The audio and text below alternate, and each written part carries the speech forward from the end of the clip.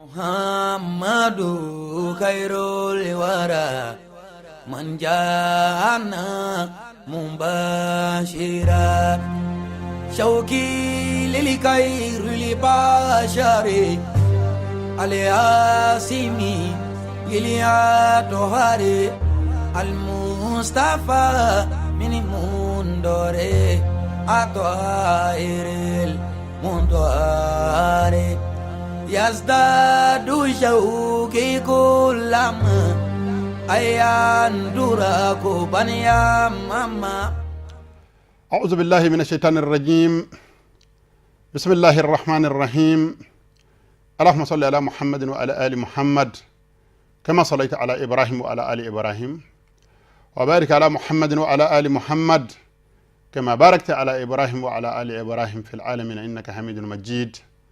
وبعد السلام عليكم ورحمة الله تعالى وبركاته. السلام عليكم من أمتنين الله سبحانه وتعالى فيك وشيطان ترم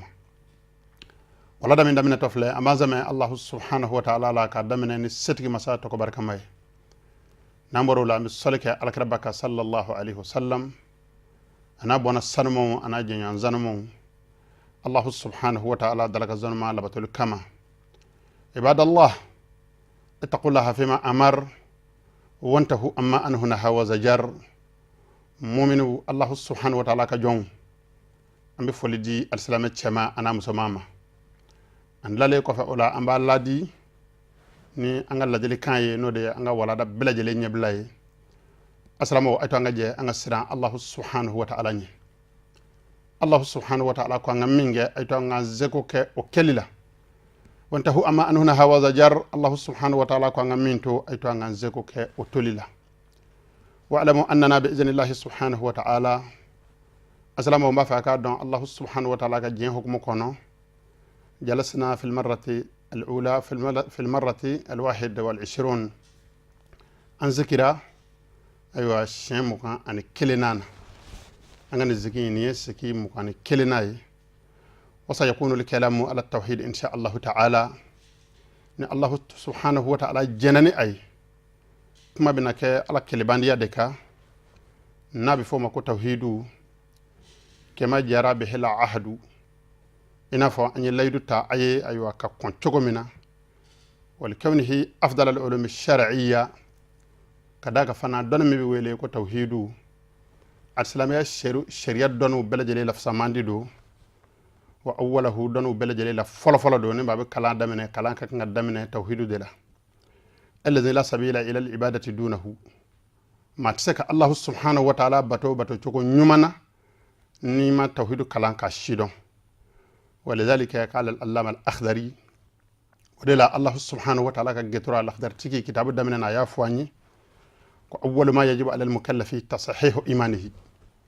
كفين فلفل من بواجب يا بالكوكا كودي كوكا قال لمن يكنيا وقال ابن عاشر عيدا ابن عاشر تيجي فانا السكرة وقرفة كليكا كتاب الدندلا أبا فواني أول واجب على من كلفا ممكنا من نظر أن يعرف كفن فلفل من بواجب يا بالكو من الله سبحانه وتعالى يحكي لنيومان داما كدوني نيومانغا غرسكي نابسكا فللك كولا كودي أكادو الله والرسل بالصفات مما عليه نصب الآيات الله سبحانه وتعالى دون نيومانا الله سبحانه وتعالى نمينغا كان أكودو أني ميمانغا أكودو kuma min bi se ka fɔ Allah subhanahu wa ta'ala hakɛla ko dɔn min se ka fɔ a hakɛla ko dɔn miiriya min bi se ka taa Allah subhanahu wa ta'ala hakɛla ko dɔn jɔn se ka miiri fɛn min na Allah subhanahu wa ta'ala hakɛla ko dɔn wa rusula hakaza abo cogo kelen la a ko dɔnni siya fana kɛ kiraw hakɛla mimma alayhi nasaba al-ayati fɛn minnu ni Allah subhanahu wa ta'ala ye tamasiyɛn sigi u la k'o jira an na an ka se ka filɛli kɛ ni a hakili ye هذا هو العلم الأول أسلامه على كلام عندهم نندي دوني فلا كلاندي في نبي كلا دمنه أكنا دمنه يندي لذلك ما كثر عليه النبي صلى الله عليه وسلم كجيرانا كفوا توحيد على كلام دي دوني وده كلام فلا وده الله سبحانه وتعالى لا تجرى على كلام صلى الله عليه وسلم سكرة توحيدك da'iyan ila Allah abin mo wele ni tawhidu ye kata Allah subhanahu wa ta'ala ma ashru sanawatin bi makka sandan makan dugu kono duna ghayrihi ama don shawara shifar aka asandan kon nana shumadi tlemadi alakira sama wulle do kijo amama quraish nyefe aba fuye ku ka alakima saban ala bi worombe alkaba kono ko alawte aywa ku tsaka ma magodla tsaka ma nafa tsaka ma toro ko alay ala kilende flanandala ko ala de fatiru samawati wal ardi ko de dugma ko feze o de kaba ko jo ko ala de yalim hulici kana faye kana afuye ko Allah subhanahu wa ta'ala masakelini sandande kerani mbarayna alislamu muhunu mandew magandu ko kono shumade tlemadi ka jirala ka fo Allah subhanahu wa ta'ala adoni de fin folfolay adonya de kalam folfolay ala ba fanya qur'an na sura alkara sama Allah subhanahu wa ta'ala mana fa qur'an na sura Allah subhanahu wa ta'ala ko wama arsalna min qablika min rasuli neka kira alkara muhudu nema kira shi ci ka kon e muhudinye illa yuha ilayhi annahu la ilaha illa ana fa'budun fone ka fo kiraye kone Allah subhanahu wa ta'ala masa kelende flananden alala mba fa ko de don folo o de don folo e o de kalan folo e no famana no sabatira okma aka soro kembatu ma'anahu kuma koray munye Allah subhanahu wa ta'ala kilbandiya shidoni muqaddaman ala ibadati o kanane do kalanka Allah subhanahu wa ta'ala madawma ala ko ma suratu tahala halbi ka jirana ka fo aywa Allah subhanahu wa ta'ala kilbandiyali o de don folay ka sorka sebatuma ala pmana aywa apmanyo fa Musa alayhi salamu Allah subhanahu wa ta'ala ko Musa alayhi salamu ma balla kal arkaba qur'ana nasula ko innani anallahu Musa adon ka fane ala de la ilaha illa ana masawara tayne alako fa abudni Musa nen yeni don watimina nen zabatira nen vamuna ini kam mande ve Musa ika sorokane Allah subhanahu wa ta'ala batu ni qur'an ayaf lañ amba wasado na mbal makay mbal mamso Allah subhanahu wa ta'ala pmana ni aywa ni giti nga qur'an na sula fanjama sikiro kelen sega nan okmay ganya aya min kana yesisa nana na suratul anbiya ila an aya laba min dirima nana na suratul tahala adunnu fi dhal qadri kifaya mba bisgiya mba jigiya ka fo ne mi wasake anga donc ka fo ko Allah subhanahu wa ta'ala kelbandiya o de kalam volay o de fin re folay bara bebi damine yende afo de mako ilmu tauhidi afo de mako ilmu al aqidati ala kelbandiya shidoni adoni nana siraw chama fe ka dono bo yoro Allah subhanahu wa ta'ala on garseke nyema bamina no maliku bon anasi imam darul hijrati ama sabati ka fo kay sebenike kitabul mustaqillu ala tauhid kay kitabu kelenjo tauhidula aka kalande mo bana make we doni ceri aywa uko muhadara udela u ya ceri uko kitabu kono u ya ceri ukuma yorowla fo Allah subhanahu wa ta'ala sona ala nana naka naye wati don nana muhumande ma wati sabakoro gelera jakulu jamakulu chayara jamakulu kelengele belejele bi aywa sabati nyini kanyishi iyara kuma beba jira ka fo nebe minga ode Allah subhanahu wa ta'ala ka cheye ode alkarabana ka sahaba baluna minga o jamakulu chayale ni fo nyongo sabakoro chayara kitu damina na kay yele nyonga Allah subhanahu wa ta'ala alaka kirat deme ni don getura doy uba wele ko imam abul hasan al ash'ari o wala ki jo otlela ka bara bake o barakele nyene maliku ibn anas ka kalande mun be aywa dina nyefe odo no lu baka mazhabu nyefe odo ya ka bara laje bara nyena o nyekoro o jena nayi o sonama onu ka kalano njera ka o bara takafara o ka dina fiqhu ka o de yalla tike angera abul hasan al ash'ari ka kalande ni akuma sisa ngoni ni yanga tawhidu togo de fole iye munye laydu min di ma ngombe siki aywa wala da nani siki tel sharfula Allah ne Allah subhanahu wa ta'ala ka jeye ni angara moko ananga nyema ka bunye anaka karama no Sheikh Sharif non madan haydara jazahullahu anna khaira ni awala da siki flanay kuma yimena ke tawhid ash'ari de ka ni tawhid ash'ari no kera arabu kay itlo koro ni aqida ash'ariyya no koro geleri mani mo famu mbafi bamanangana aqida ash'ariya de al kelibandiya donimi nabi son al-salamu ka Allah subhanahu wa ta'ala bunye ka karama ka barka nyini abi son al-salamu ka Allah subhanahu wa ta'ala magano ya Qur'an samay Allah subhanahu wa ta'ala to ko sanmo salamu ko bunye ku barka nyini abi son salamu ka alkira sallallahu alaihi wasallam na bono bunye ku barka nyini abi son de ki majingi ibangba flay ki shule uye ku bunye ku barka nyini abi son fana muso ki turi primero kuruka icheye ka bunye ka karama ka barka nyini abi son silamɛya duguma mɔɔw ka silamɛya sanfɛ mɔɔw bonye ku barka ɲini abi son fana asilama foroba jamakulu ka alakira sallallahu alaihi wasallam bonye na karama sabati ka bonye ka barka ɲini dalu chama jome ala Allah subhanahu wa ta'ala ya shere ni Allah ta'ala sanama ibnu famu wala da konnana o tawhidu da bi wele ko aqidatul ash'ariyya nahnu ala al ash'ariyya am bi albato imam abul hasan al ash'ari ka tawhidu de ka nahmi himaha wa narmi marramaha wallahi am tawhidin amba koloshi mawma ni bolongon dengele shi ama amba bolongon de tanshima bara nyode am vawna mo ko balono de ka ambu kokoloshi ka difa uke ka bom umma tayati anal matu fo sayaka se ama o tawhid ash'ari abi koloshi avene koloshi chugo indela wa hiya inda ahli ilmi don tiku yoro tawhid ash'ari yere joro jumen babulo don tiku yoro عند أهل السنة والجماعة عقيدة أهل السنة والجماعة دون بو فه كما كل من بيولي كو الله كرسول الله عليه وسلم الصحابة وكم بتاسرة مينغا السلام أيوة جما كل فهم بتاسرة جلي مينغا ما منهم بي على بتو أولوك التوحيدك إمام أبو الحسن الأشعري أتشو دوي أي سبنك أوديكا أناك كلانونغا توحيدو يه أودي وهي عقيدة سالمة من رأي المعتزلة alkele bandiya doni do a kisime ka bo mu'tazila ka hakilla chamama wal mujassima wa ghayriha ani jama kullu munu nye farkulo di Allah subhanahu wa ta'ala ma inda tafsir al ayati qur'ana ayo fasan watila qur'ana ayamunu ni ayo mutashabihawdu no be Allah subhanahu wa ta'ala na ka jom bonyove ina fa alaka pmakan ko wa huwa ala al arshi sawa ko Allah subhanahu wa ta'ala da makanyame la rushi sanve do yo fasani kwa sikime nafo inafo ke qudi hadha nisikime aw nyefe chogomina kwa bi jingi fana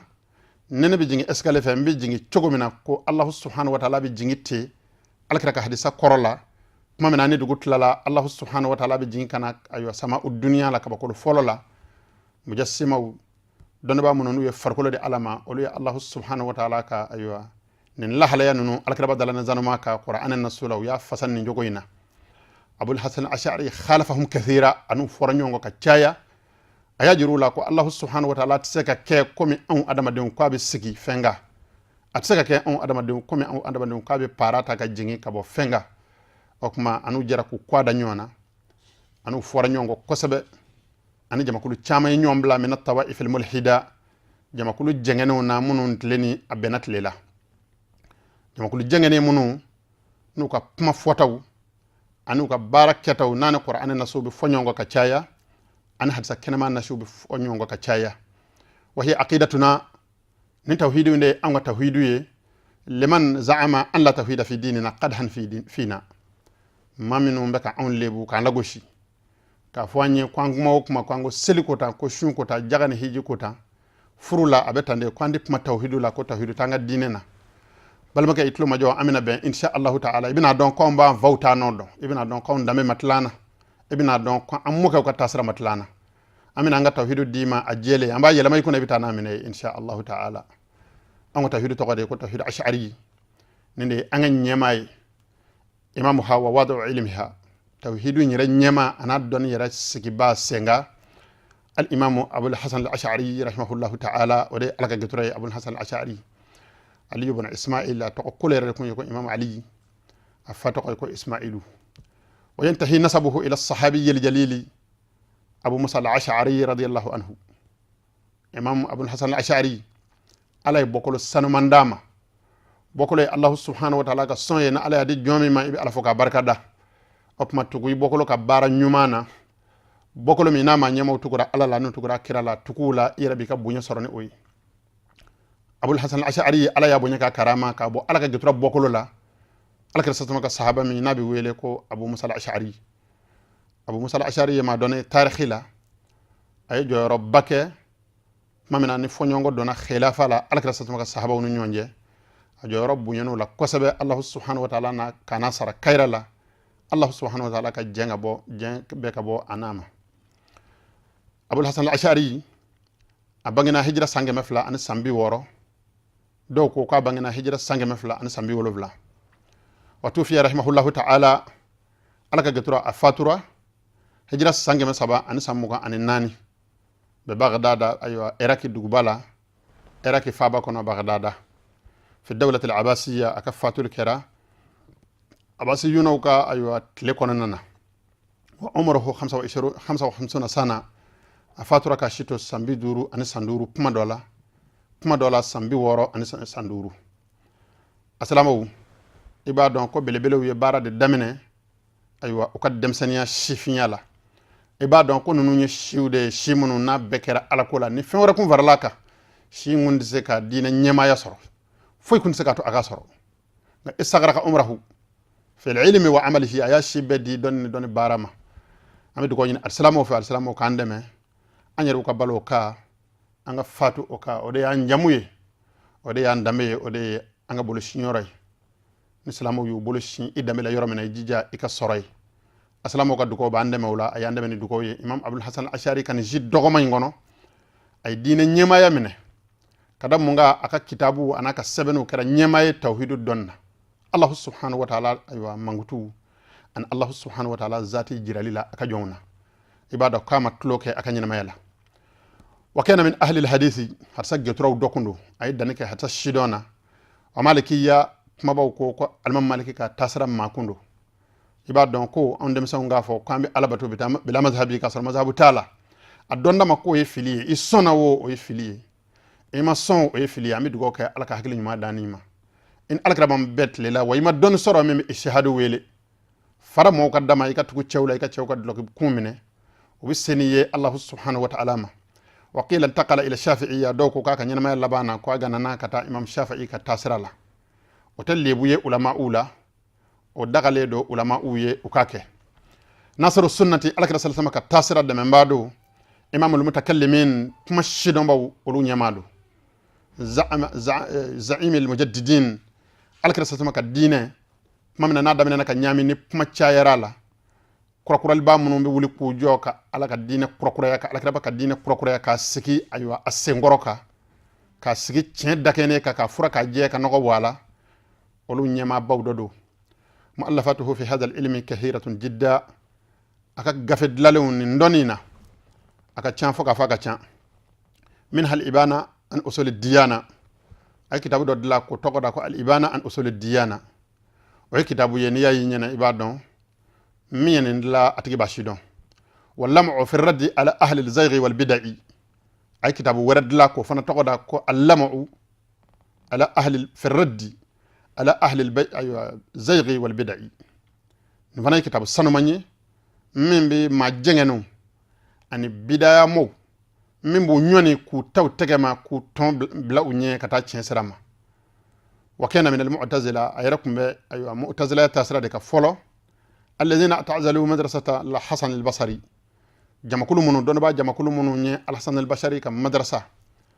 أيوة حسن البصري كا أيوة كالانيورو منو نا فورا نيونغو فو ولا كبا كالانيورو لا اتوكا كالانيورو سكي ويري ونا فولي نيونغو دين مساله ولا لما خالفوه في كثير من المسائل في هذا العلم ونا فولي نيونغو توحيد لا مسألة تشامنا أيوة ويجينينا في أيوة كواكو لبلا ويرو تارا سكي كوكا كالانيورو سكي ويري الشيخ كمبي وجمع كل دي فولو تعلم الشيخ رحمه الله تعالى على كجترا إمام أبو الحسن الأشعري أي كلانك على شيخه أبي علي الجبائي أكا كرمغو من نوبا ويلكو الشيخ علي الجبائي وي أكا كرمغو تقدون دوي أحد زعماء المعتزلة ومعتزلة وكما نيمو دوي وما كث عليه مدة كبيرة السكرة وتقرب في أكا كالانيورو لواتي تشاما أي واتي بكي أوفي أيوة ثم انشق عن المعتزلة وكفس أصر لك أيوة فرق بمعتزلة ولا بيو كبوك مذهب لا كون نوبلا كوك توحيد بلا اثر خلاف بينه وبين شيخه في مذهبه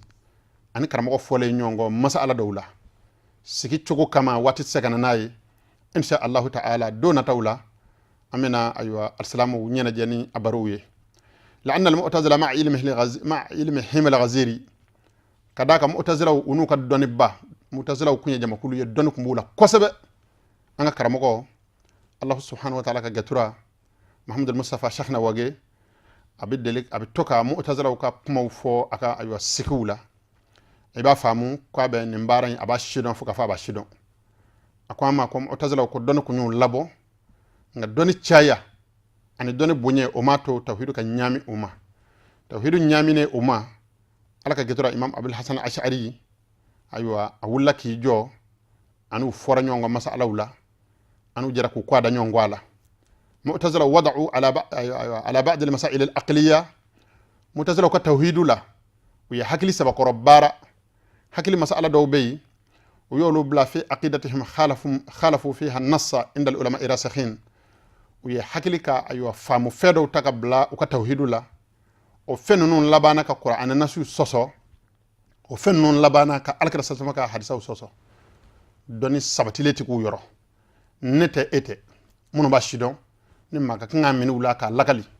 assalamu be me waya ngatle na to nga hakil to yerla bedda mina naka pma ko ndo chogoy kuma nye doni shido bawde tay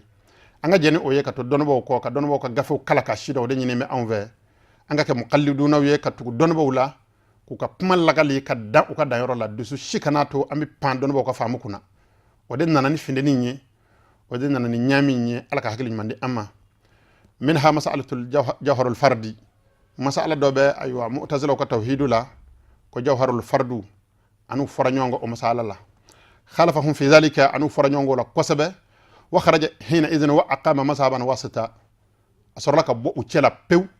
kana ka mazhabu joko ke chamanje abi uka tienta kuka filiw bla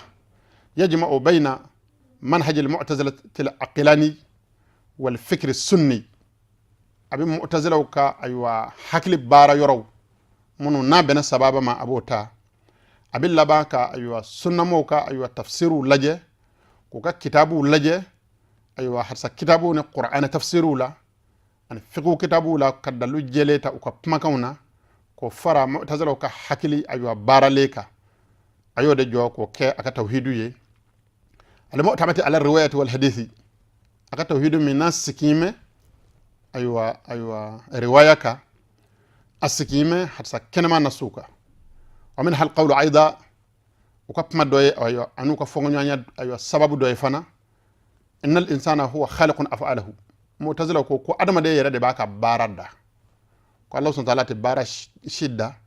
ko wajibi abun adama de ka ki ko ke ka sai ka ti nyanga ta jani mena kama ko tsaka ke ko la yuta sawara zalika aqla ko akilti janu